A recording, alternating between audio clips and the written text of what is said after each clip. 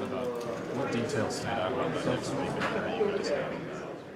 Yeah, I think just guys understood that we could play a different way to win football games. I think in that game you saw how dominant our defense could be.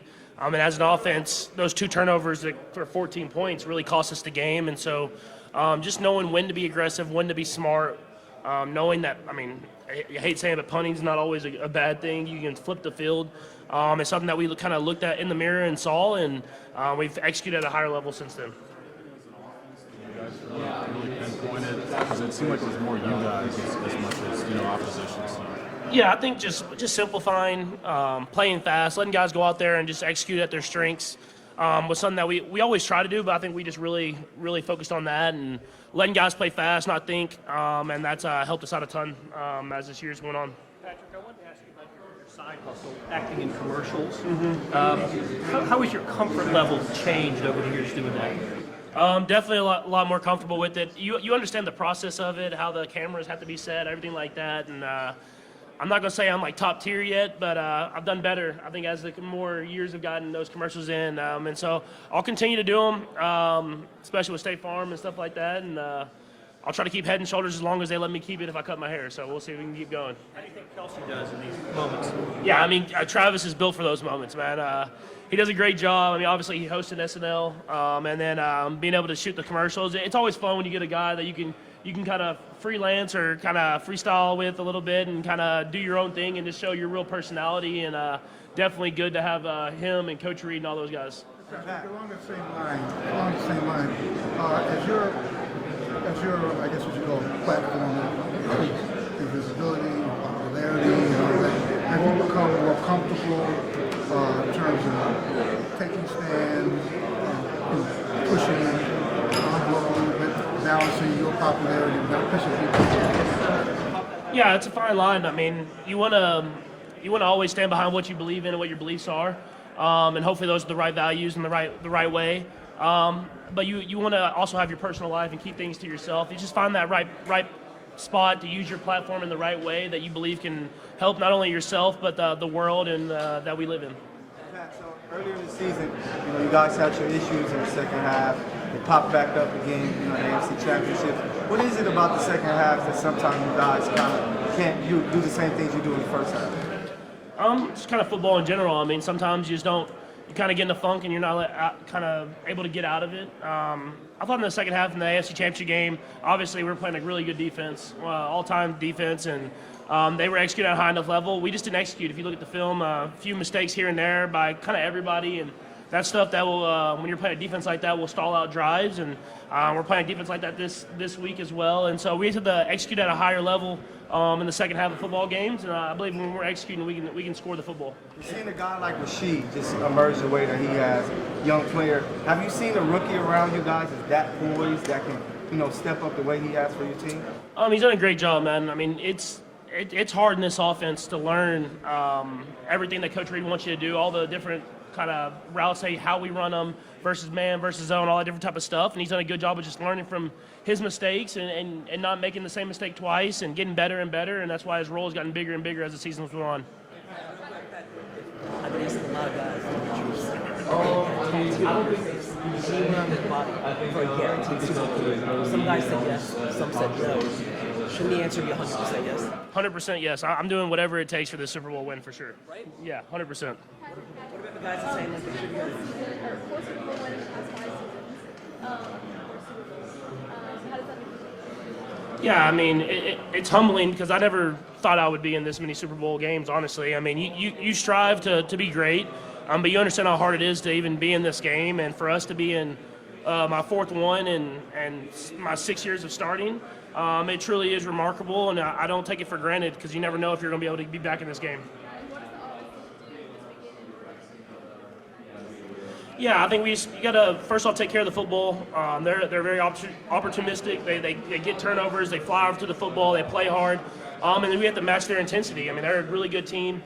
Offense, defense, special teams, they do it all, and so we have to match that intensity through and through in order to win the football game. Oh yeah, definitely heard about Bobby Wood's contract. Man, I'm glad he's back. I'm glad he's going to be in Kansas City for the long run, man. Just knowing the guy and how hard he works. It's going to do tremendous things for that organization because when you have a leader like that's young and really is inspired to make this team great, that's what you want in your league. You guys have like a relationship? You guys text or anything with that, or have any kind of? Yeah, we talk to each other a little bit here and there, just through text and stuff like that. Obviously, I see him sometimes in Dallas. But luckily for me, we're in the Super Bowl, so I won't probably see him this offseason. He'll probably be already headed back by the time I get there. But he's the right type of guy that you want leading an organization. I think everybody knows that knows him. And he wants to do it in Kansas City, which I always think is special because Kansas City is a special place, and they get behind their teams, and you want the Royals to be in that World Series combo again. Travis Bond for the most touchdowns in NFL history. What is it about your chemistry that's been able to cause you all to flourish in the field? I think it's just he wants to win, man. He's a competitor. He comes to work every single day, and he's the hardest working guy in there. And whenever the competition gets harder, he plays even better. And so I think with Travis, it's just he wants the ball, but at the same time, he just wants to win. And I think I can always go out there and play with guys that we're going to put it all on the line. What do you remember about the first day meeting? Yeah, just how good of a guy he was. When you meet some of those guys that have been superstars in this league, you never know what to expect. And I think the moment you meet Trav, and I think everybody knows that's met him, is he's truly just a good guy, man. He loves football, but that family really, they're good people that want to make the world a better place. Like yourself, Purdy got here very early in his career. Say it one more time. Just like you, Brock Purdy got to the Super Bowl very quickly in his career. How do you size up his game? You're watching from a distance. Yeah, no, he's a great football player. He makes a lot of flashy plays. He makes all the right plays. He's very even-keeled. He doesn't get too high, too low, and that's what you want to do at the quarterback position. But he's a guy that goes out there and just competes. He goes out there and competes. He finds a way to win football games, and that's what you have to do in this league. You have a young daughter, so she's obviously in football, but what do you think about tennis and helping girls connect with their fathers? I think it's extremely cool. It just for her to just be at the games, and obviously she's just here to support Travis in the best way possible. But I think it has done a great job of bringing more people to football and how great this sport is. Knowing that I'm a father to a daughter as well, I love that she watches the games and loves football as well. So I know a lot of fans out there get to have those moments with their kids as well. How in your own words would you describe what a dynasty is? Yeah, I think the biggest thing about the dynasty is consistency. Trying to be consistently great every single year, not getting too big-headed or satisfied with where they're at. But you have to continue to do it year in and year out, and I don't think you can really say that you're a dynasty until it's over and people will look back at your career and how you did it. And so for me, it's just trying to be great every single year. And when I look back at my career, I'll know that I gave everything I had.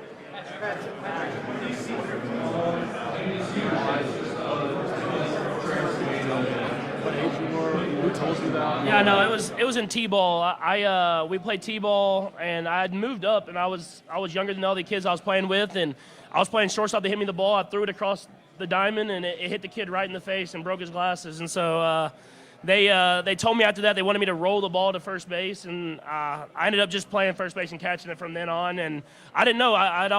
Growing up, I'd always been able to catch, throw, and stuff like that. And so I didn't know that everybody couldn't do that. So I ended up hitting that kid in the first practice. Not too many.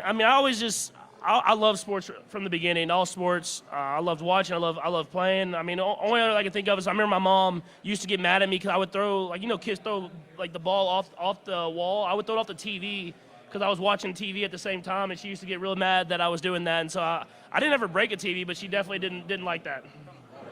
Full season of playoff football, 17 games. What's the biggest piece of, advice that you give teammates on how to go through this process? I think just be yourself. You have to have a plan, and I think Coach Reed does a great job of having a plan for the entire week, every single playoff week. But just be yourself. Go through your plan, get yourself ready to go, and then when you get on the football field, know that you're there for a reason. You've put in the work, and you just got to be the best you could possibly be. I don't know if it's photographic, because I was good in school, but I wasn't that good. But I think I have a really good feel for if you show me something one time, especially on a football field, I remember it. So that there's times where blitzes will come up from 3 or 4 years in the past, and I remember the look and can kind of get ourselves in the right play. And As far as football, I'm pretty good at remembering that stuff. What can you tell us about a good time with Coach Mahomes? Yeah, just a great person, man. Someone that truly loves the game of football, works his tail off every single day, and gets the best out of his guys, especially his quarterbacks. And so I'm excited for him to have another opportunity in the NFL. I thought he did a great job in Arizona, especially with the offense, and so I think he'll do a great job in Washington, getting that offense going. Going through him that you can relate to us, that you can kind of tell about? Yeah, I think he always believed in me from the beginning, even when I wasn't getting a lot of offers coming out of high school. And then when I got there, he evolved the offense to really fit my game. And I think that's what you have to do as a great offensive coordinator in this league, is you have to evolve the offense to fit the guys that you have, and I think he's done that everywhere he's been. What's the difference you see out of the 49ers under Steve Wilkes? The last two times you faced them, D'Amico Ryans and Arbasson to the Super Bowl. What are the differences you see out of this defense under Wilkes?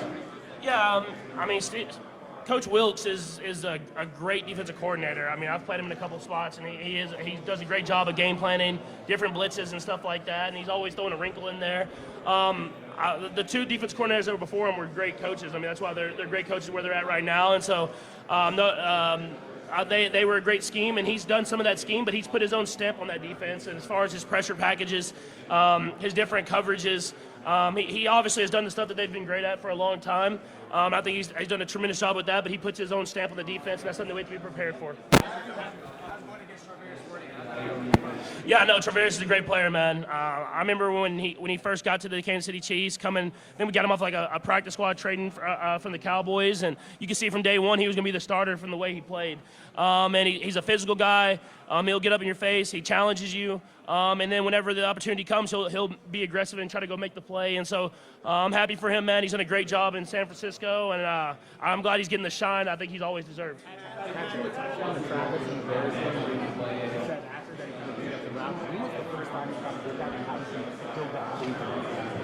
He's always kind of done it, but that one was pretty extreme as far as completely changing the route. He has a good feel for the defense, and I think what makes it even more special is he has a feel for the entire concept of the play and the quarterback's timing, and so he'll get himself open and get himself into the window without getting other people covered, and that's something that he's developed just with a ton of repetition and a ton of routes. A lot of the success you've had with Travis has been chemistry and the feel and the instincts and stuff like that. Is there anything tangible you can bottle up to teach other receivers to kind of develop that similar chemistry? 100%. And, we go through that every season, and I think Rashid's done a great job of learning that early in his career, and so has other guys that I've played with. And I mean, obviously Travis is at a level that not a lot of people will be able to reach, but those guys sit there and listen to how he talks about football. They listen to how I talk about football, and we try to get ourselves on the same page. And Coach Reed gives us that freedom that we can adjust routes kind of on the fly. But it comes with a lot of repetition. It's not something that you can just do rolling out of bed. You got to make sure you rep those things, and guys have done a great job learning. Thank you. There's a theory that head coaches that are offensive play callers, that they have to give up a little bit of what they can do as game managers. How does Andy balance that, and also the engagement of some of the qualities, Matt? How's that all work out? Communication. Yeah, I think Coach Reed does a great job of it. I mean, obviously he's had the seasons to learn how to really perfect it, but he does a great job of letting the offensive coordinator and the defensive coordinators kind of have their stamp on the game plan. But at the end of the day, he always says he has 51%. So whenever he feels like he has a feeling and he wants to maybe call the play that he's feeling, or call a timeout or put us in a certain situation, whatever that is, he'll put his stamp on the game. And I think he's done a great job of that, and he's built trust with his coordinators to be able to kind of manage the entire football game. Say that Matt is a caller. How much does Matt call? I honestly don't know. Even when Coach Bieniemy was here, I don't know exactly who's calling every single play, but from being on the headset, I know that everyone has influence in the game, and everybody installs different parts of the game plan, and Coach Reed trusts his coaches to go out there and make those calls whenever they're there. And I think at the end of the day, he has 51%. He'll call the plays whenever he feels like calling the plays, but he trusted his coaches to call plays whenever throughout the game. No, Coach Nags is the one that's talking to me throughout the entire game, and it's just great open communication. And I know, like, people really emphasize who's calling the plays and who's calling whatever, but everyone has their stamp on the game plan. And I think that's what makes us so great, is Coach Reed allows guys to do that.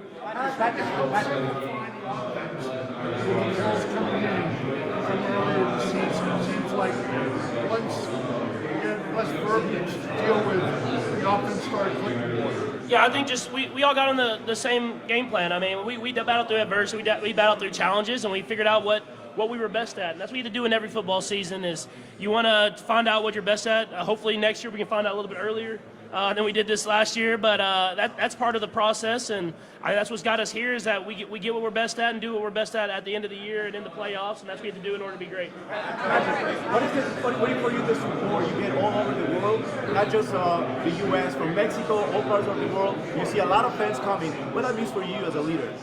I think it's really cool that football has expanded worldwide, and that we have an impact on this game that I love, and everybody is seeing it, and players are coming from all across the world now, and we want to continue to do that. That's why you see the NFL going to Brazil next year, or to Germany, or to England, whatever that is, and I just want to keep expanding this game that I love and show how many good things it is, bringing people together and showing the love for the game that we all have. Obviously, you playing in the Super Bowl this year for your fourth time, and you're kind of chasing Tom Brady. Can you touch on what's going through your mind when it comes to that and your legacy and what you're going to leave behind in this game? Yeah, I mean, I've only won 2 Super Bowls, so there's a couple other guys in front of me before I even get close to chasing Tom.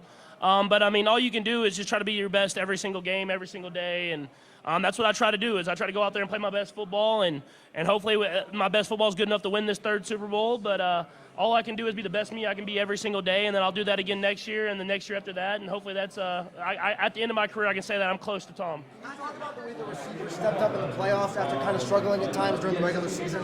Yeah, the guys just continue to work. I mean, that's all you can ask for any player, and I feel like I didn't play my best football in the regular season as well, and everybody's just trying to continue to work to get better and better, and now we're all, I believe, playing our best football the entire season.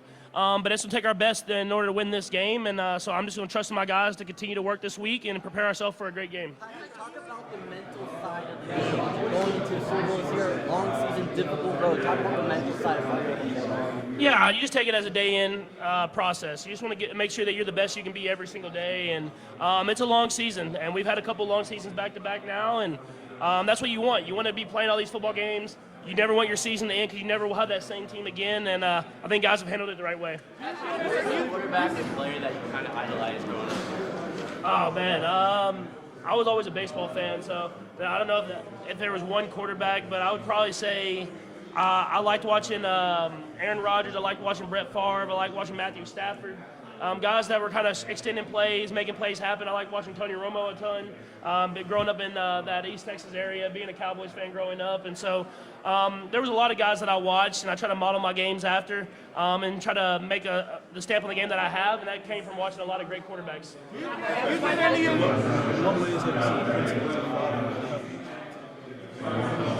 Yeah, I think just you learn a ton being a father, man. You learn how to be patient. You learn how to try to really boost people's confidence, especially your kids. And through seasons like I've had this last year, it's never losing hope or never going negative in adverse times. Just continue to boost people's confidence, continue to strive for hard work and really being patient. And it's done a ton for me on who I am as a person. And I'm just glad I get to experience it every single day. Do you enjoy the lessons from last year's season? Have you learned and that you can apply in this year's season to help your team to Yeah, just knowing that it's going to take your best every single day. I mean, just any experience that you get in the Super Bowl is a great experience, and we understand it's a long week, but at the same time, we're here to play a football game, and I think having that experience will be great for us planning and getting ourselves ready to go for this game against a great football team. Do you enjoy what is your pre-match meal? So I usually have some eggs in the morning, and then I'll either have a little bit of steak,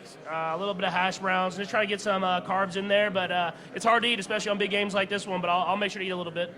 Super Bowl has become so big, the attention. Do you enjoy any personal enjoyment to doing all of this?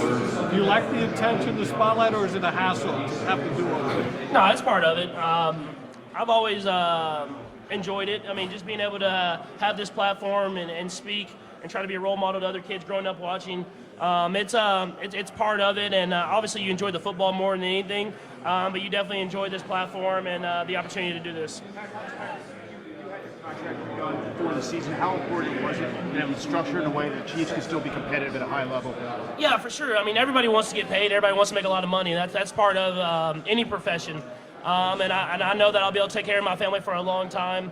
But at the same time, I want to have freedom to have a lot of great players around me, and for other guys that have had the success to get paid as well. And so I think I've done a great job with the Chiefs, with Clark Hunt and with Red Veach and Coach Reed, the whole organization of trying to do whatever it can to make money and keep pushing the quarterback market forward. But also keep a lot of great players around me, and I want to win at the end of the day, and I want everybody to get paid and get the money they deserve, and that's part of building a great football team. Being Patrick Mahomes, right? Everybody says you're the best quarterback in the NFL in the history. What's it like just to take all that in, kid coming from Texas Tech and turning it into this great squad? Can you talk about that? Yeah, I think the biggest thing that I've always done is just try to be the best Patrick Mahomes I could be, and in Texas Tech or in high school, whatever that was, I always just wanted to win and compete. And I got blessed to be put in a great organization here in Kansas City. And when you're winning, everybody's going to boost you up like that. And so all you can do is just stay level-headed and continue to do what you've done to get you here, and try to continue to just push the bar even further. Growing up in a baseball household, you also played basketball. When did you know that football was your calling? I didn't know until going into my junior year of college. So I always thought I was going to be a baseball or basketball player. That was my hope and my dreams growing up. And then when I got to college, I still thought I was going to be a baseball player. And it wasn't until I stopped playing baseball after my sophomore year of playing quarterback at Texas Tech that I thought maybe I could go pro in football. So it took a long time, but I found the right path. Yeah, really fun Super Bowl. So if you have to pick an emoji to tell me how are you feeling towards the Super Bowl, which one would be and why? Choose it. I'll go with this one right here. Okay, which one? Why? Just because I'm always down for a good time, and the Super Bowl in Las Vegas can't get a better time than that.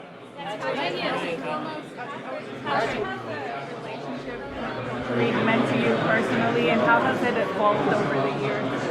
Yeah, I think it's just he's such a great person, and he truly cares about you as a person more than he'll ever care about you as a player. I mean, he wants you to be the best human that you can be when you leave the building.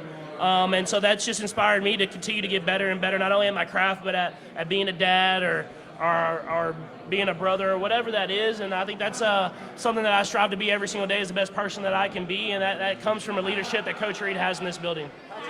Basketball, how did it make you feel when Steph Curry was watching you shoot and then he found out it was you and talked about how good a basketball player, and what do you take from your time playing basketball onto the football field? Yeah, it's all.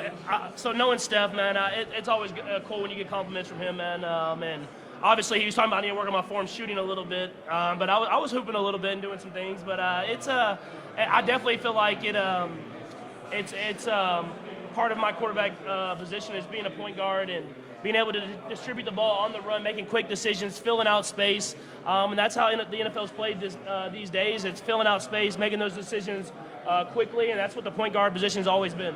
Texas or Kansas City barbecue? No comment. You mentioned not knowing the football, so you went to growing up in a baseball family.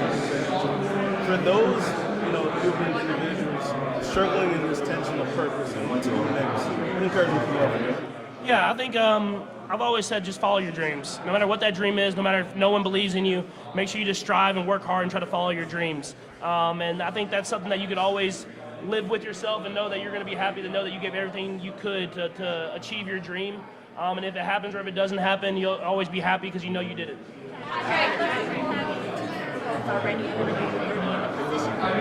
Have you had time to take a step back and just think about the legacy that you're building?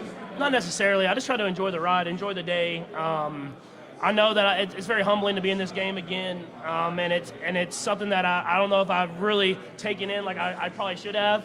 But when you're in the moment, you just try to enjoy the moment and be present in the moment, and that's something that I've always tried to do. And knowing that I never know if I'll be back in this moment again, I just want to make sure I'm not looking too far ahead and not enjoying it for what it really is. About the AFC Championship game, particularly Lamar Jackson.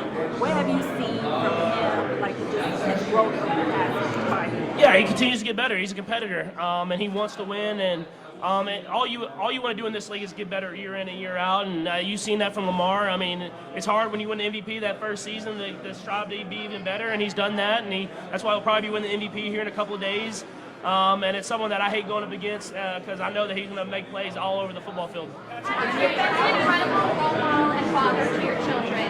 Have you had the time to speak with them during the Super Bowl, leading up to the Super Bowl during this busy time? Yeah, I always FaceTime them whenever I'm not with them and talk to them throughout the day. Bronze is running around now, starting to walk. Sterling's loving it, being able to be on vacation and everything like that. So hopefully I'll get to see him throughout the week when I get some free time. But it's always great whenever I get to talk to them. When will they be joining you in Vegas? They're already here, so they are already here. I'm gonna hopefully get over there maybe today or tomorrow and see them. But at the same time, you gotta get your stuff done in the building. So it's always great to have them there with me. And Sterling's running the household, running around the house, and seeing every single room in there. I'm a Tim Clark fan, and Caitlin Clark's a big Chiefs fan. Do you have any thoughts on her closing in on the all-time scoring record? Yeah, I think she's close to breaking it, maybe on Super Bowl Sunday. So I don't know if I'll get to see it, but I mean, just a tremendous player, a tremendous person. From every time I've met with her and talked, you can tell she loves the game. She loves playing at Iowa, and it's gonna be one of the best women's basketball, one of the best college basketball players to ever play, and then go to the WNBA and dominate there as well. Hopefully, I never have to play her one-on-one because she'll for sure be getting buckets on me. Talked about watching Aaron Rodgers and Brett Favre and Matthew Stafford growing up. What was it about Stafford that maybe impressed you and influenced you? Yeah, no. First off, he's a Texas guy, so I mean, I always love when the Texas quarterbacks are out there having success, and everybody talks about the sidearm throws and the no-look passes. I mean, that's from watching guys like Matthew Stafford play that I've been able to do it, and I kind of got some hype coming into the league. But I think if you watch the film, he was the guy that kind of started that stuff off, him and Brett Favre, and so it really is cool to be able to kind of be along those guys now. And be able to kind of have my own impact on the game. But those are the guys that I watched that influenced me to be the quarterback that I am. How has your children impacted you as being a father? Yeah, it teaches you that there's more than football. I mean, it truly is. And I love football, and I put everything I have into this game. But at the end of the day, I want to be the best dad that I can be. I want to be the best role model that I can be. And having my own kids, it teaches me to be patient, to really boost their confidence every single day. And that at the end of the day, they're going to put a smile on my face when I go home. So even when I'm in some of those struggles that I had during the season, I get to go home and know that they're going to have that smile and cheer me up every day. First and foremost, congratulations on making it to yet another Super Bowl. But for the loving game of football, what is your why? Yeah, my why is my kids now. I mean, just to be able to show them that dad can achieve his dream because he's worked hard every single day for that. Hopefully that inspires them to go out there and achieve whatever dream they have growing as they grow up. And so I'll try to be that role model every day. So much for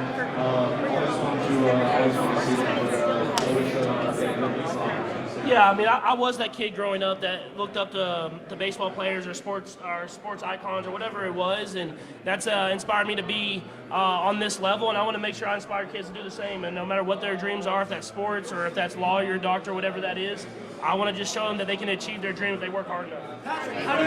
Your offense had found the rhythm in this playoffs. What changed between regular season and playoffs? You finding healthy, you having an open field and more comfortable here now in the playoffs. Yeah, I think it's just guys continue to work all year long.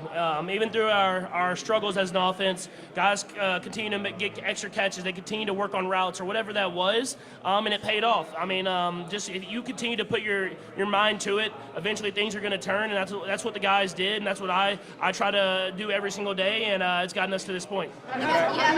You have an amazing defense right now. How are you supporting yourself with that defense? Does it change the way you play the offense, knowing that the defense is doing an amazing job? Yeah, it has to. I mean, whenever you have a defense playing at this level, whenever you have some of those opportunities where you might have taken that chance in the past, you don't. You go to the check down or you go to the next read because you know that your defense, even if it doesn't work out, is going to get a stop and get you the ball back. And I think I've learned that about playing the quarterback position is you have to be the best quarterback for your team. You can't be just the best quarterback or the best stats or whatever it is. You have to find a way to win the football game, and that's what I've tried to do this year. How do you prioritize faith and family as a professional athlete? Yeah, I mean, it's something that has always been something that's inspired me every single day to be the best person that I can be. And in order for me to be the best football player that I can be, I have to be the best person at the forefront. And that's something that faith has really inspired me to do. And obviously, I love my family. I think everybody can see that every single day. And my kids, I want to be the best role model for them. And then after that, football comes, and I'm gonna put everything I have into football. But I have to be the best role model and father figure I can be every single day. So if you were to listen, if you had to pick one song to sing in the shower, even if you don't sing in the shower, what would it be? What would be your shower song? Love Story by Taylor Swift. That 2-4 stretch you had during the regular season, what did you learn about this team? I think I learned that we had the right mental mindset. I mean, I think that was the thing, is no one hung their head, even though there were some tough times. Everybody continued to work and continue with the process. And that's what you need in great football teams, is even when adverse times come, you have to keep pushing and get through it. And that's what prepared us for the Super Bowl run. You mentioned legacy. You think you're too young now to be thinking about how I'm going to be known? Like when your daughter is like 15 and she Googles it. Have you thought about what that means she's going to read and what you'd like it to read?